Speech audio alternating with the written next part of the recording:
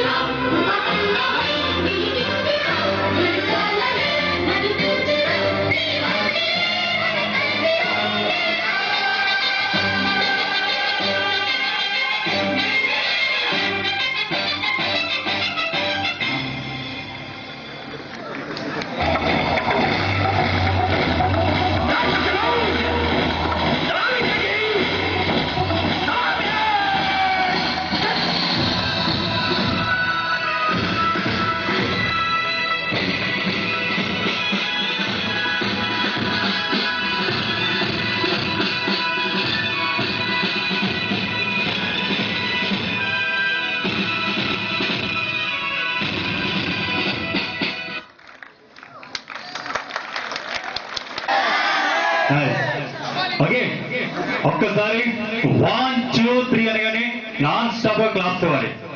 రెడీనా? 1 క్లాప్స్ అంటే గట్టిగా ఉండాలి, చప్పగా ఉండకూడదు. సరే, ఇక్కడ ఎవరైనా సరే క్లాప్స్ కొడితే డబ్బులు తీసుకుంటారని ఏమైనా స్టిక్కర్ ఏమైనా పెట్టారా? లేదు కదా. మరి 2 చేతులున్నా మనసున్నా ఖైదీ సోదరి మనల్ని ప్రతి ఒక్కరు కూడా గట్టిగా చప్పట్లు కొడితే అదే మీ నుంచి నాకు ఇచ్చే గిఫ్ట్. ఓకే, అయితే అందరికీ 64వ గణతంత్ర దినోత్సవ శుభాకాంక్షలు. ఈ 64 ఒక స్పెషాలిటీ ఉంది. 6 + 4 ఎంతండి? 10. 1 + 0 1 + 0 1 1 + 0 1 అంటే భారతీయులంతా ఒక్కటే. మరి 64 అంత స్పెషాలిటీ ఉంది. ఇదే స్టేజ్ మీద అక్టోబర్ 2న నేను ఇక్కడ ప్రోగ్రామ్ చేస్తాను. ఎందుకంటే ఇక్కడ అందరూ కూడా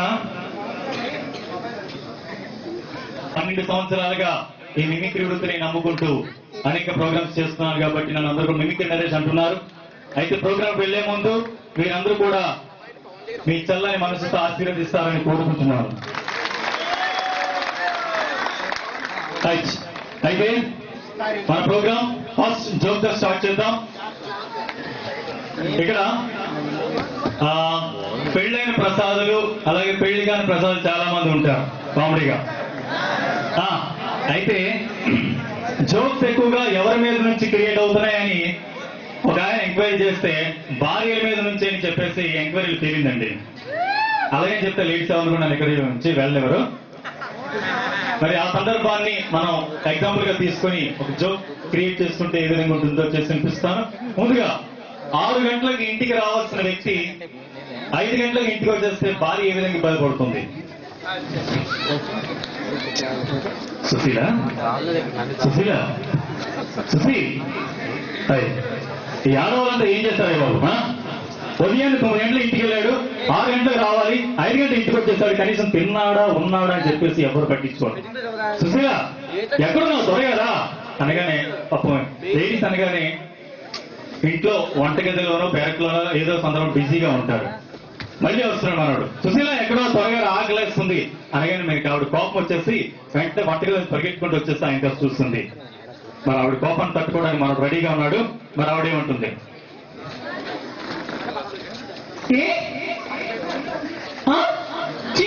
మగవాళ్ళంతా ఇంటి పెళ్ళైన కొత్తలో నన్ను మల్లె పువ్వులా చూసుకున్నారు, ఇప్పుడు గన్నేరు పువ్వున దాన్ని చూసుకుంటున్నారు. ఏం మగ జన్మో ఎప్పుడు ఆడుస్తారు ఏమిటి? అప్పో ఏం జరిగింది? ఉదయం నుంచి ఎందుకు అలా చిరాగ్గా ఉన్నావు?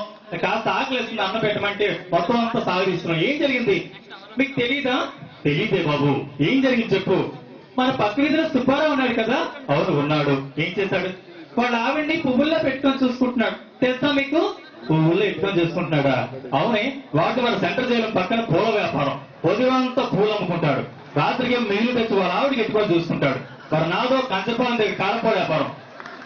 తెమ్మంటావేంటి? అమ్మో మండిపోద్ది.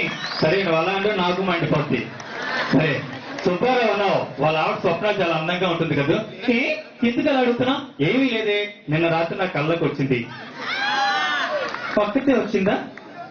ఎందుకు అలా అడుగుతున్నావు? ఏమీ లేదు, వాళ్ళ ఆయన నా కళ్ళకు వచ్చాడు. సుశీల మీ పుట్టింటి నుంచి మీ బంధువులు వచ్చి త్వరగా రాలే అనగానే అదే పనిగా వచ్చేసి గేదె చూస్తుంది, గాడిద ఉంది. మరి ఆడవాళ్ళు తక్కువ తినరు. ఏమన్నా తెలుసండి? రండి అత్తయ్య గారు ఒకలే వచ్చారు, మామయ్య గారు రాలేదా అండి? ఓకే, అయితే మన వైజాగ్ లో ఉన్నటువంటి వడా పార్క్ దగ్గర 3 రూపాయలు టికెట్ తీసుకొని పల్లి పొట్లం లేకపోతే పాప్కార్న్ తీసుకొని లోపలికి వెళ్తారు. ఒక లంచ్ అంట. వాళ్ళు ఏం మాట్లాడతారో తెలియదు, గంటలతో కూడా అక్కడే కూర్చుంటారు. వేరే ఒక ప్లేస్ ఎవరు వాళ్ళు తిట్టుకొని ఆడైపోతుంటాడు. అయితే వీళ్ళు ఏం మాట్లాడుకుంటా అని చెప్పేసి అక్కడ ఉన్న వాచ్మెన్ ఒకసారి పరిశీలిద్దామని చెప్పి దూరం నుంచి అలా మాటలు వింటున్నారు. వాళ్ళు ఏం మాట్లాడుకుంటారు తెలుసండి? ఆవిడ అడుగుతుంది, రమేష్ మనం ఇలాగా 3 గంటల సేపు పల్లీలు పొట్లం పట్టుకుని నీ వైపు నేను నా వైపు చూసుకుంటూ మాట్లాడుకుంటే నీకేమనిపిస్తుంది? దివ్య నాకంటే ఎక్కువగా నువ్వే తింటున్నావు అనిపిస్తుంది. ఓకే, మరి ఇలా ఎన్నో సందర్భాలు మనం తీసుకోవచ్చు. ఇక్కడ రామ్ చరణ్ తేజ ఫ్యాన్స్ ఎవరు ఉన్నారండి? ఓకే, మరి రెబల్ స్టార్స్ ఉన్నారా? మరి power star, mega star, style star? అయ్యి బాబు తగినంత వాళ్ళే ఉన్నారు. అయితే ఒక ఆయన ఇలాగ అడిగారంట, వీటిలో ఎవరెవరు అభిమానులు ఉంటారండి అంటే, ఏం లేదండి నేనేమో రెబల్ స్టార్ ఫ్యాన్ ని, మా ఆవిడేమో పవర్ స్టార్ ఫ్యాను, మరి మా పుట్టబోయే బాబు కూడా రేపు పొద్దున స్టైలిష్ స్టార్ ఫ్యాన్ అయ్యి ఉంటాడండి, ఎందుకంటే అందరూ కూడా స్టార్స్ ఉంటారు మా ఇంట్లో అని చెప్పాడంట. బాగుందండి మీ స్టార్ ఫ్యామిలీ అని చెప్పేసి. మరి మీ అందరి కోసం మీ అభిమానులు నటించినటువంటి అనేక సినిమాల డైలాగ్స్ ని చెప్పి వినిపించే ముందు, తెలుగు వాళ్ళకి సినిమా నటులంటే చాలా ఇష్టం. వాళ్ళ షూటింగ్ ఎక్కడైనా సరే ఆగి మరీ చూస్తారు. మరి వాళ్ళని చూడడానికి అని చెప్పేసి హైదరాబాద్ మనం అందరూ కూడా వెళ్తే అక్కడ వాళ్ళు లేరు, షూటింగ్ లో బిజీగా ఉన్నారు. పొలిటీషియన్స్ అయితే పాదయాత్రలోనే బిజీగా ఉన్నారు. మరి ముందుగా నారా చంద్రబాబు గారి ఇంటికి ఆయన అభిమానులు వెళ్ళారండి. వాళ్ళ ఇంటి దగ్గర ఎవరు లేరు, కానీ వాళ్ళు పెంచుకున్నటువంటి కుక్కలు ఉన్నాయి. ఏమన్నాయండి? గట్టిగా ఓకే, డాగ్స్ ఉన్నాయి. మరి ఆ డాగ్స్ అంటే కొన్ని సంవత్సరాలు సావాసం చేస్తే వాళ్ళు వీలవుతానంటారు. మరి ఏ విధంగా ఉంటుంది ఐటమ్ చేసి వినిపిస్తాను. ముందుగా చంద్రబాబు కుక్క ఏ విధంగా వస్తుంది? మన మాజీ ముఖ్యమంత్రి గారు చంద్రబాబు గారి కుక్క ఏ విధంగా వస్తుంది?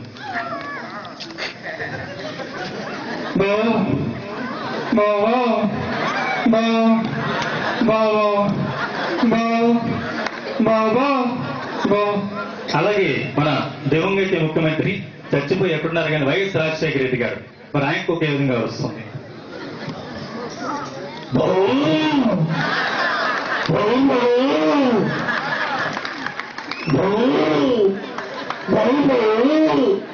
అలాగే ఈ రాజకీయ నాయకులను పక్కన పెడితే మన పవర్ స్టార్ పవన్ కళ్యాణ్ గారు పెంచుకున్నటువంటి కుక్క ఏ విధంగా వస్తుంది ఆయన స్టైల్లో?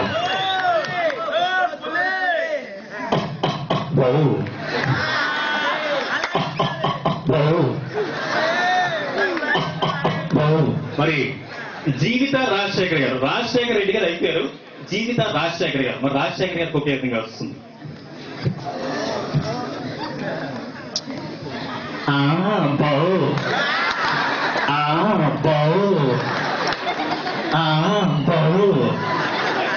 తర్వాత మన్మధుడు అందరికీ నచ్చినటువంటి హీరో, అందరూ అంటే ఆడవాళ్ళకి నచ్చుతాడండి ఆయన. మరి నాగార్జున గారిని తీసుకున్నట్లయితే ఏ విధంగా ఉంటుంది ఆయన వాయిస్ లో?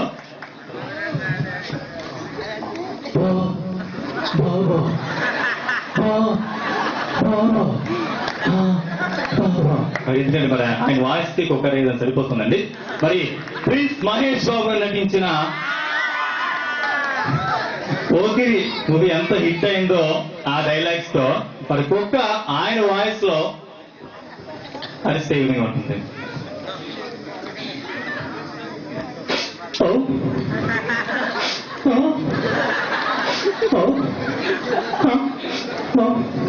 మరి డైలాగ్ చెప్పాలంటే ఇద్దరు ఉన్నారండి మరి ఫీల్డ్ లో. అందులో స్వర్గీయ ఎన్టీ రామారావు గారు అయితే, తర్వాత బాలకృష్ణ గారు మూవీలో ఎంత పాజిటివ్ డైలాగ్ చెప్తారో, ఒరిజినల్ లైఫ్ లో వచ్చేసరికి ఆయన అంతగా తడపడిపోతుంటారు. మరి ఆయనకు ఒకే విధంగా వస్తుంది.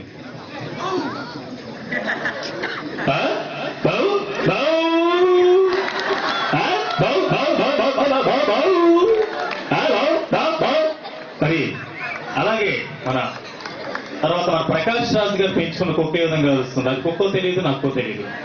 హైదరాబాద్ అని తెలిస్తే మన వైజాగ్ కనిపిస్తుందండి. కాబట్టి మరి ప్రకాష్ రాజ్ గారికి ఒకే విధంగా వస్తుంది.